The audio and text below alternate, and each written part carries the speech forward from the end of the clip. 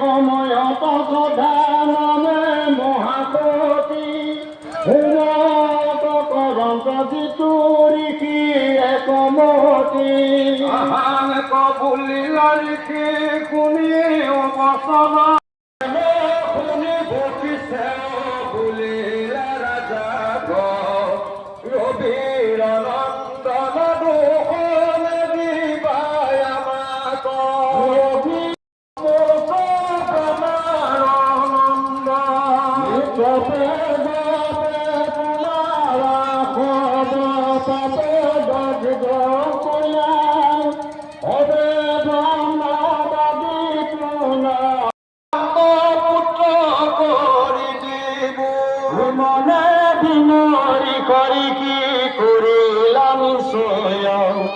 ঈশ্বর স্তুতি আরম্ভিলা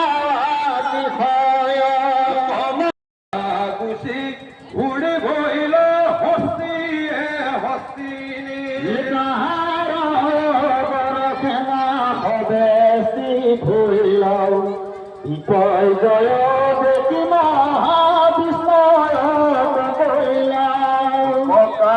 ভাইয়া কিনো আমি যে আমি ইহ বসে নিব জীবনী হোক ভাগ ইটাইতে বঞ্চিব বুলি রাজা প্রজা দহিতে রহিলা শুনি কুরনি পতিয়ে যতন নমস্কাৰ কৰি দেবে পথন কৰিল এহি হোক বুলি অহংকাৰ গজৰি বলয় সমুদ তৰাই লণ্ড যে নকৰি সংসাৰত হেহি এনেকে সংসাৰ চমে হৈলে ক আতুৰ কি কহিব দুখ যত পায় পচুৰ হেনয় জীৱ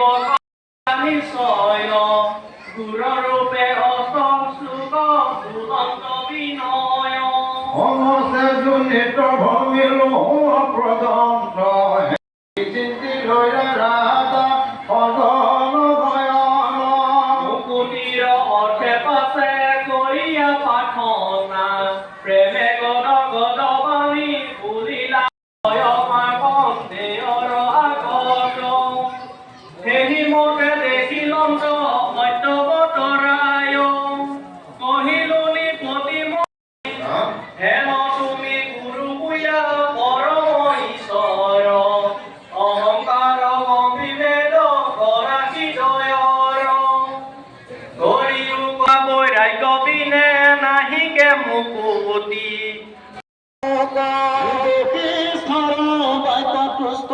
ভৈলা মহাহৰি ইয়া নামে কইনা দান্ত দিয়া পুত্ৰ কৰি নামে তেন্তে মহাবীৰ ভৈলা এক সময়তে পাছে নিগয়া কগৈলা ধনু গাৱে কৰে চৈতন ঘূৰে চলি গইলা তাক বায়ুমুখীখন উত্তৰ দিশত বন আশয় কুমাৰ সেই বনে ভৈল সৈন্যে পয়ুষাৰ পাৰ্বতী কহিতে সেই বনে আচাহৰ অদুনে দেখোঁতে আপোনাৰ মবেয়ুৱে কত কৰি বাচন পাৰন্ত হেন মহেশ্বৰ তুমি তোমাৰ চৰণে কায় বাক্য মনে মই পকিলো শৰণে এহি অৰ্থ কৰো দুষ্টান্তে পূজায় মাধৱক বুলিবে লাগি আন যত লোক আৰু অৰ্থ নজানয় নিজ কৰ্মে বন্দী শুয়া সংসাৰে ভময় সুখক আশায়া কৰে দুখ কৰ্ম মাত্ৰ দুখনুগুচয়নুহি একো কৰ্ম পাত্ৰ হেনয় জনৰ সুখ ইচ্ছা সমস্তয় যাহাৰ সেৱাত নাশ সমূলে কৰয় পাৱন হেনয় প্ৰকৃত নাম তোমাৰ কেতেকে পতিত ইহাক সমূহ মনত কিঞ্চিত কৰি আছো মই আহিব তোমাৰ চানে কটত আকাৰ সপ্তৰি কি গণে যুক্ত ভূয়া মহামতী সমস্তে অপধি বীৰ্য তুলিবা জহিতি হেৰি নকামাতে তুমি চৰি মহাশয়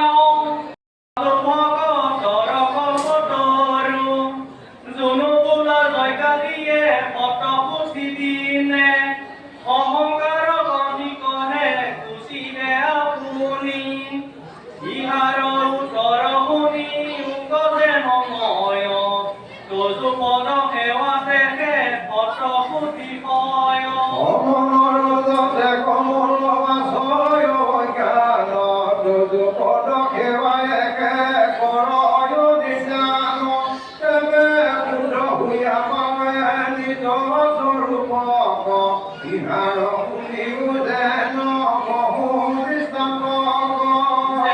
এই অনুষ্ঠানটো আমি ধৰক বেছিদিন হোৱা নাই, আপোনাৰ এমাহমানৰ ভিতৰত এই কাৰ্যসূচীভাগ আমাৰ উন্নয়ন কমিটি আছে নামঘৰৰ আৰু বাৰ্ষিক আমাৰ ধৰক ৰাজহুৱা সভা হয়।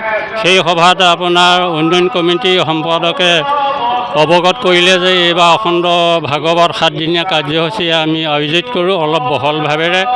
সেয়েহে গাঁওবাসী সকলোৱে ৰাইজৰ আপোনাৰ মত সাপেক্ষে আমি এই স্থানীয় ব্যক্তিসকলৰ লগতে বিভিন্ন অঞ্চলৰ ব্যক্তিক লগ ধৰি আমি দান অনুদান সংগ্ৰহ কৰিছোঁ আৰু তেখেতসকলে মুক্ত হস্তে এই দান আগবঢ়াইছে।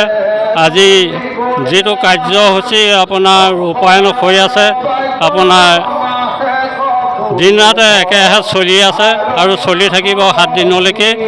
আৰু